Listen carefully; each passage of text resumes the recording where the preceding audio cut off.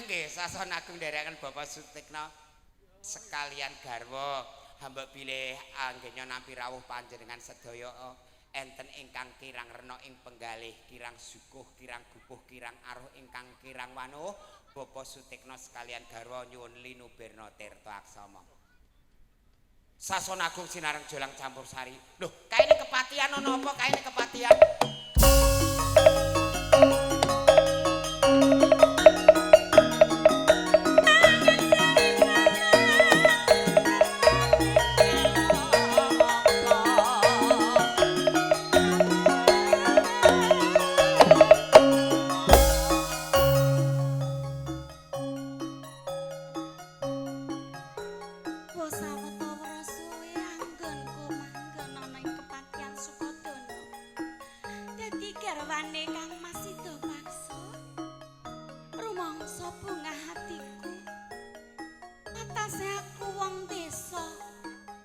Junjung derajatku dadi garwane patih.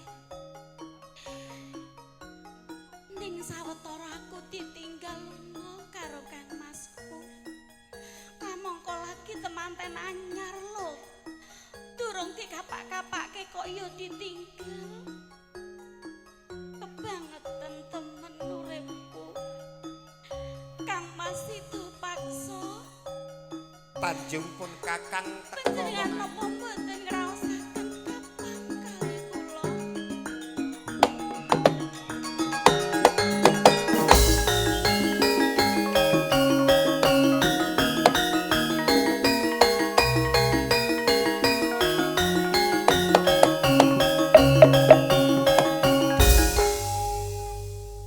Tanjung, Aku kok kaya krungu suarane Kang Mas Sida paksa.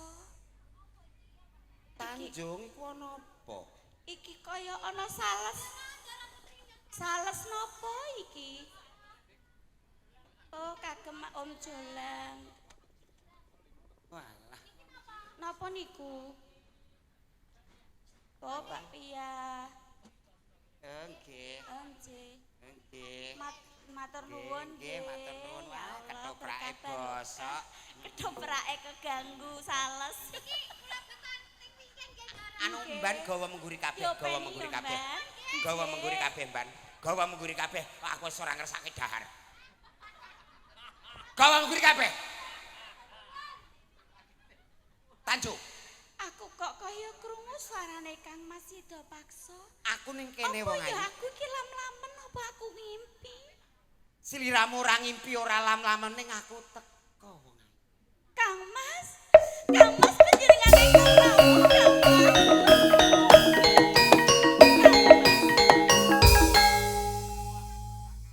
Kang Mas. Kok ndadak tanganku di Kang Mas, kula menika garwa panjenengan lho Kang Mas. Kang Mas. Yo ala rupame mrongos kok yo dimok-mok. Iki aku nesu mergo singkat ceritane cemburu ke mbemboh ngono lho. Raketang plak-pluk ngono lho ya. Lah ora mbok omongi kok e. Kang Mas. Kok sajak wonten menapa to Kang Mas? Tanjung, Panjenengan sliramu aja tambuh. Kabar kang sumebar. Warta kang wis warata. injih Sliramu ana ing kepatihan nalika tak tinggal ingsun ngestokake dawuh sinuwun sila hadikrama supaya ngrampungi keraman ana ing Kaliori. lajeng wonten pawartos menapa Kang Mas? Kaya dening aku wis krungu warta yen sliramu iku sesingitan karo panjenenganipun sinuwun sila hadikrama Tanjung.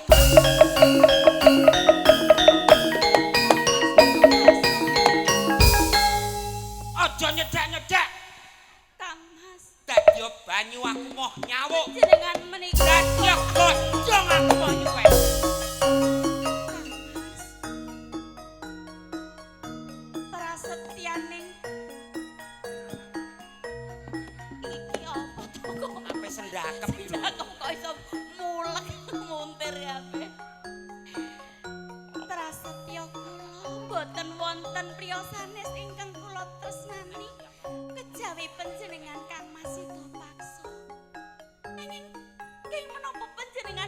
kok pitados kali ujaring tiyang sanes. Tentu boten leres. Lambemu ora beda karo atimu. Ukaramu manis matu ning wengis kowe Tanjung. Kula menika sampun tumindak menapa Kang Mas? Sesingetan ana ing sentong wong loro. Kula Aku wis bola-bali tutupi nduk aku ben konsen. Wis bola-bali. Puweteng men kono to, Nduk. Ngertien sliramu sesingetan, kamangka. Ana ing sentong anggonku turu, ana ing kepatian ora nate aku dahar kaya ngene, Tanjung. Iki daharan apa? Daharane sapa, Tanjung? Aku ora nate dahar ngene nek ora ning omahe wong digawe. Kang Mas Sida paksa. Mriko klethekanipun para abdi, para emban panjenengan Kang Mas. Abdi kok ana kacang telur. Emping lan sapian nunggalane sing gregetno meneh dhuwur dhewe. Napa menika Kang Mas? Tahu bong.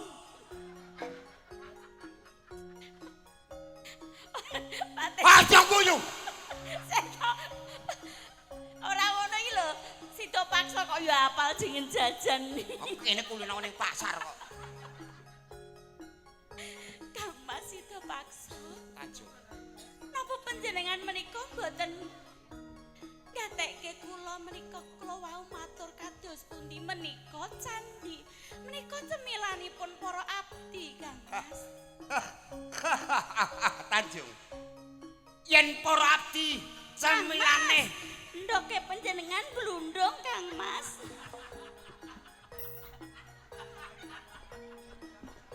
oh karek siji.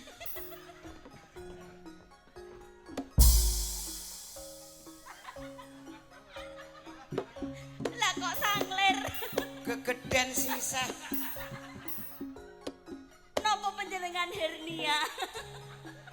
Kates apa piye? Ora sadadak aku iki mbok guyoni mergo aku lagi nesu. Aku ki lagi duka Tanjung. Panjenengan menika duka. Nanging panjenengan niku duka nanging boten ngangge waton Kang Mas. Ora nganggo waton. Aku garwamu ya Patih Sida paksa ninggalno kepatihan kanggo pepadange praja. Praja sembiyan. Ning bareng kondur kepatihan apa kang kok caosake? Kula mboten nyaosi menapa-menapa Kang. Hah, ora gawe Kula legane. menika saderma pawestri garwa panjenengan sampun setya tuhu kalih panjenengan Kang Mas. Piye?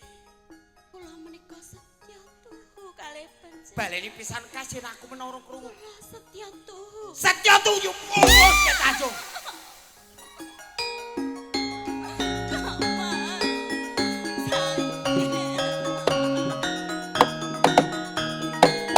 Kang Mas.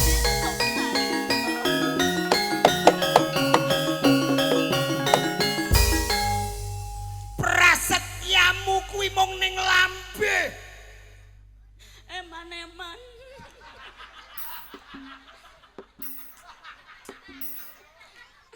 Enak.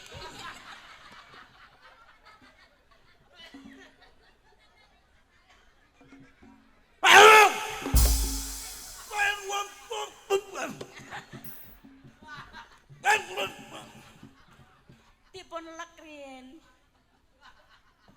Hmm, Etso to Kang Mas. enak.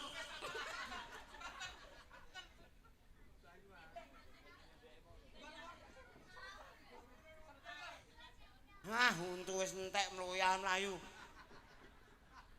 Ngunjuk rumiyin Kang Mas. Kersane mboten sereten. Aku ora kersa yen ngunjuk kuwi. Aku kepengin ngunjuk sing ora ana gendule. Lah napa menika? Ngersake napa lho? Aku Enten nggih ngeten iki. Aku ki yen ngunjuk aja kei sing godhokan. Niki mboten godhokan lho Kang Mas. Tanjung. Coba. yen pancen aku ngombe banyu iki lamun to aku iso ngrasakake warih iki bening lan seger kamangka kowe ora bakal tumindak kang ala.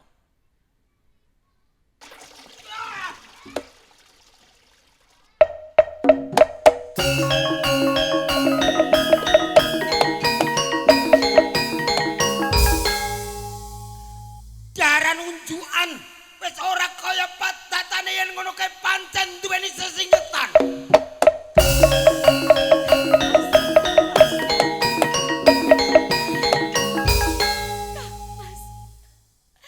Boten wonten priya sanes ingkang kula tresnani kejawi panjenengan.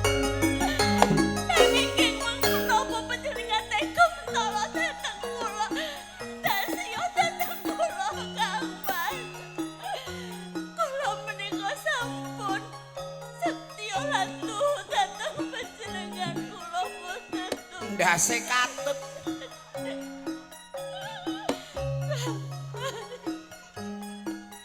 Lanjut. Nang iso metu luwing getih welase si Paksa ora bakal tumantuk marang sira. Ngerti yo? Kepareng kula matur ingkang sejatosipun Kang Mas. Kang Mas itu paksa. Kula mboten tumindak sedheng kalih Kanjeng Silahati Krama. Nanging koso wangsulipun Kanjeng Silahati Krama ingkang badhe ngegojak dhateng kula Kang Mas. Kang Mas itu paksa. Estu kula boten tumindak sedheng Kang Mas.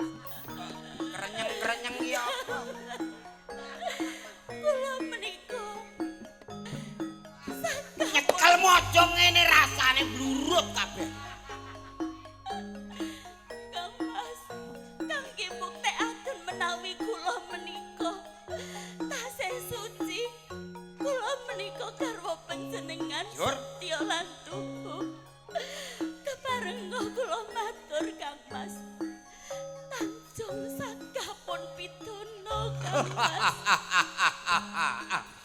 Yen kene wanita perwira marni ngakoni luput kowe senadyan to garwaku gedhe rasaning katresnanku nek gawe ku cemas semaku Tanjung kowe tetep tak pidono pati.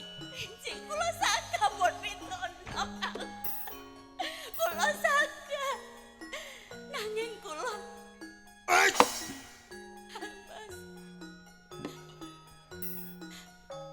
saderengipun panjenengan pituno dhateng kula. Tanjung badhe mitungkas. Mbok pilih mangke kula pecah wonten asta panjenengan getih kula anggondo banger. Ateges Tanjung mriku sampun tumindak sedheng. Leres menapa ingkang panjenengan ngendikaaken Kang Mas. Jur, Nanging kosok wangsulipun mbok pilih getih kula anggondo arum. Ateges kula menika tasih suci. Kula menika tresna dhateng panjenengan Kang Mas.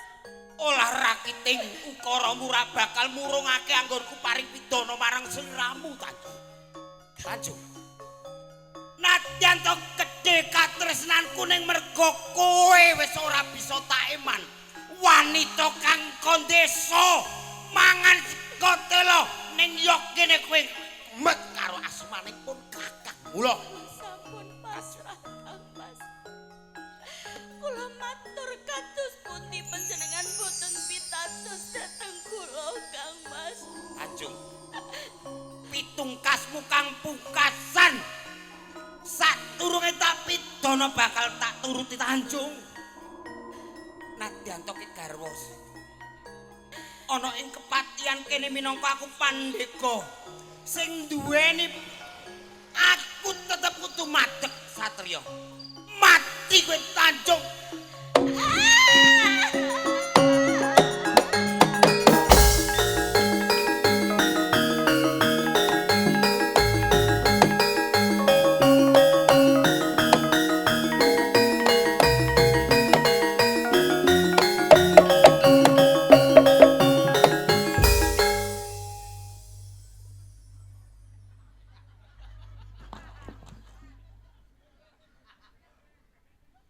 Loh.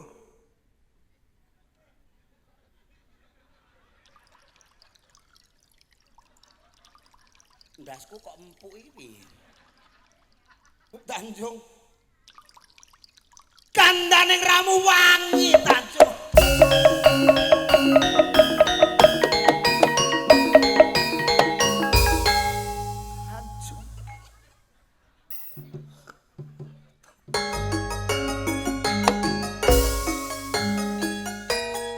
Sliramu atur pangandika minangka pitungkas, Tanjung.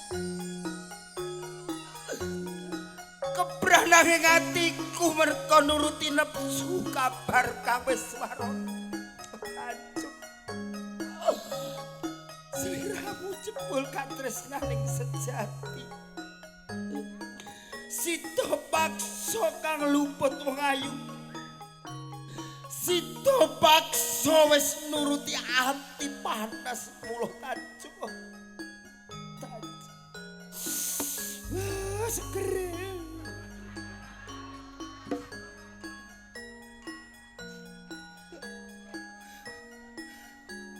Sliramu wanita kang utama kandaning rahmu wangi kanggo pangeling-eling anak turun ing tembe wong ayu kene bakal tak wenehi tenger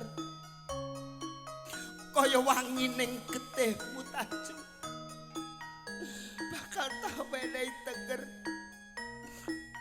desa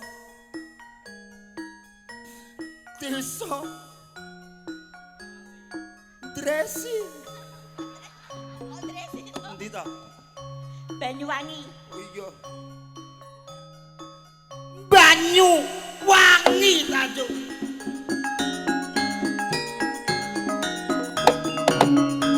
Tanjung. Kon kakang jalo ngapura, Tanjung.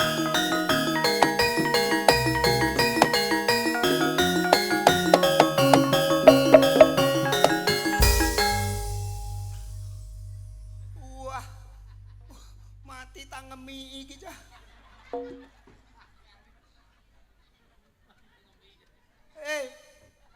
Wes. Loh, kok tangan kok ngarep guri. Kamu, ora kok tangan ngarep guri piye to? Lah iki. Iki ora kok tangan kok. Apa iki? Iki punuk. Masa punuk dikotangi. Waduh, kaya sapine Pak Kasmani ana punuke. Tanjung, wis.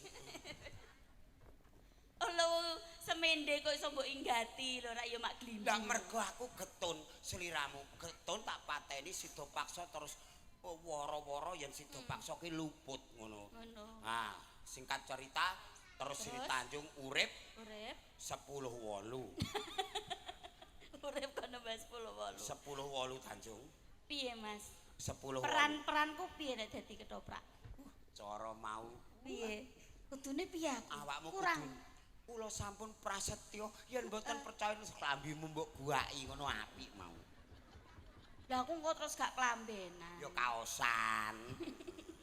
Senengan sampean iya ora?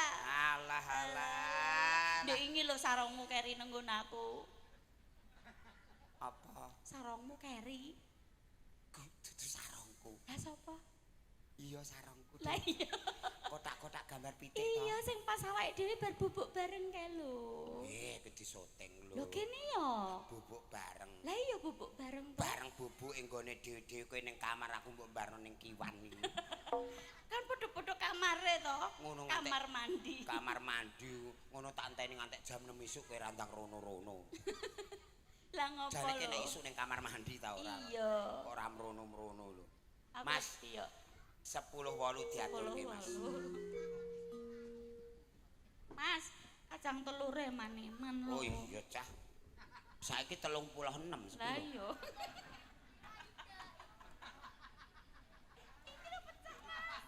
Mbok iklaki mbok kon jumput.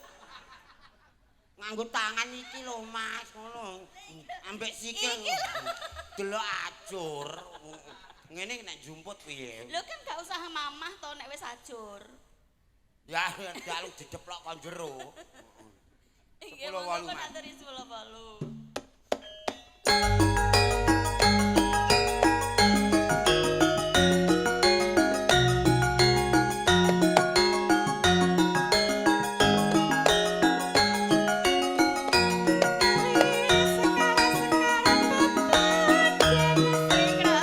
Oh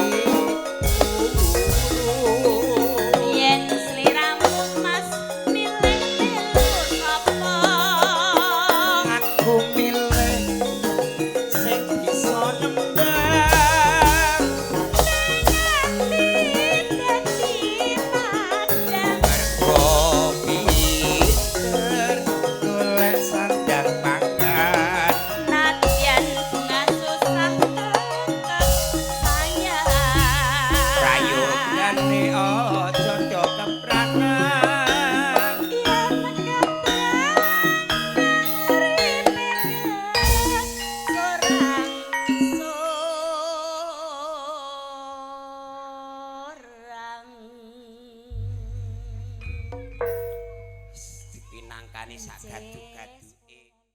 Niki acara napa to, Mas? Walimatul hitam. Tak kira ki mantenan kuwi lho. Kuwi tak kira sing mantenan ki. Iku gambare sapa to? Adek bagus men lanange. Mbah sing gawe mbah sapa ngene iki aku raiku sing tok PKH ora kanggo. Lah kok ora nrongos iku? Iku pas urung melok ketoprak jeruk. Adek iso maleh ngono rek ketok bagus men. Iya, awakmu yo ketok ayu demes ngono. Iku ketoke biasa, tapi nenjenengan malah luar biasa lho. Piye? Kae pipine biasa iki pipimu mbok wiru kaya jarikmu. Iso diwiru-wiru kok jarikku iki lho. Iki ora diwiru. Apa? Terae tuwek. Kisut to. Malah Iya.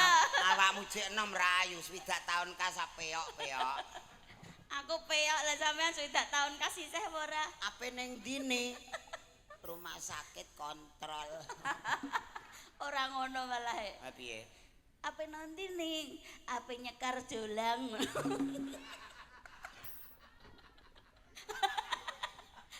Lah piye cocok ora? Piye mau? Ape nyekar. Lah sudah tahun kas sampean isih piye? Iki umurmu pira? Umurku iki agek 57. Masuk ya arep 100 luweh. Kowe KTP-ku seumur hidup. Oh iya iya. Iya iya. Matur suwun. Sing gadah sing gadah kersa? Ibu Jami kali Ibu Bapak Sutekno. Walah, Pak Sutekno Pasreng to. Sutekno. Lah iya Pak Sutekno Pasreng. Ndi to? Ngomong ambek iki kok bingung. Lah jarene mau aku takok nang dalan ngono kuwi to. Pak Sutekno Pasreng. Pasreng. Pasreng apa sapa ngono lho? Pasreng. Pasreng apa pasusuk lah aku bingung aku. Pak Sutekno karo Bu Jami ngitanaken Adik Ahmad Nadib Ridwan Kamil. Oh iya. Dedonga dirimu. Mugi-mugi sing dikitan Dik sinten? Nadib. Dik Nadib, muga-muga dadi putra ingkang saleh. Amin. Saged njunjung asmane tiyang sepuh, Amin. migunani dhateng nusa bangsa lan negara, Amin. dalah agama. Amin, amin, amin. Matur suwun. Sampun iki Nggih. tenan. Wis, ampun sampun matur Ampun. suwun. Kula lenggah nggih. Nggih, Mbak Eni. Gantenan iya Mas ya. Nggih. Penyanyine akeh, Mbak e. Nggih. Heeh. Aku ya wis kesel. Nggih, nggih. Tak lungguh sik ya Mas. Ah. Jol. Biasa wae to. Iki MC iki sing ramah, senyum. Ora nesunan ngene kok ya kudu ngidoni wong ae lho. Aku gah aku nek mbok idoni. Iki ora ngidoni tre lambeku ape nutupi untune. Ngene tak kira begitu. Ora. Kemuai. Ora gitu to. Oh, kaya ayu-ayu. Tak bedheki Mas, tak bedheki. Tak bedheki. Ngerti sapi sampean? Ngerti. Sapi to, ngerti to? Ngerti. Kenapa sapi kae kok ngiler? Sapi kae ngiler. Ya mergo cangkeme embu. Ora. Mergo irunge ya embu. Lah anu mangan suket. Gak. Lah apa? Anu dhek senengane gayem. Nah, Kenapa sapi kae kok ngiler? Mergo gak iso ngidu. terus Engko nek iso ngidu ngidoni raimu. Tahu tumok sapi ngidu ora? ngene. Piye? Nah, Iya. keneng apa? Heeh. Sapi nek ngemiki kok karo ngadeg. Ya mergo nek karo lungguh susune gak ketok. Ah, ya ora. Lah piye? Engko nek karo turun kembar awakmu. Ancuk. Wis. Tak cocok kayak ngono lho. Iya, maaf ya Mas ya. Ah. Tak idoni ya. Rah. Pareng Mas. Halah. Kemayu ra payu nyinden yo icir lho. Kene iki lho lampu kae kudu matur nuwun karo lampune Yunis. Ayo ketok ayu, ndek awan elik-elik. Saiki dadi ketok ayu-ayu. Sinareng jolang campur sari. Iki mau ana kertas apa, Mas? catatan pirang ini. Jolang campur sari semoga sukses selalu buat Pak D Jolang. Sehat dan panjang umur ngantek-entek uang. Iki apa iki? Entek wong susah karek wong seneng amin nggih. Dari Mas Puswito wage Warung Pojok minta lagu Sesideman Podang Kuning. Terima kasih sembah nuwun ugi oleh-oleh nggih sabagus. Diaturi siji mbaka siji. Aja kuwatir. Malam hari ini bersama Jack Wirawiri dan juga ada Dik Dila diduetke sayang ya. Iki mau ya ana pamundutan duet engko Sesideman karo anu ya diaturke kabeh diaturi pamundutane Bapak anu barang yuk. Semoga ayo Jack Wirawiri karunan Dik Dila duet au gentenan yo.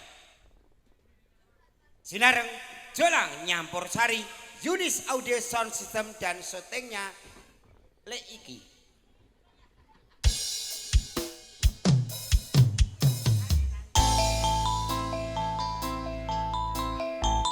Kembali Jolang musik campur sari.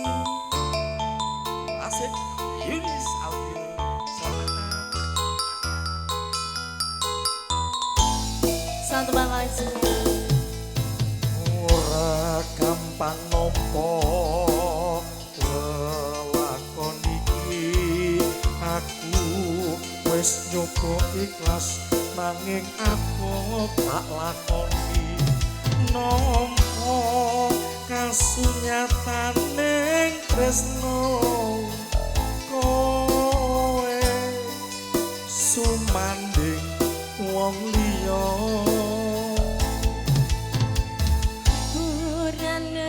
Aku yang ninggal kesliramu nanging hatiku wis tutup wemu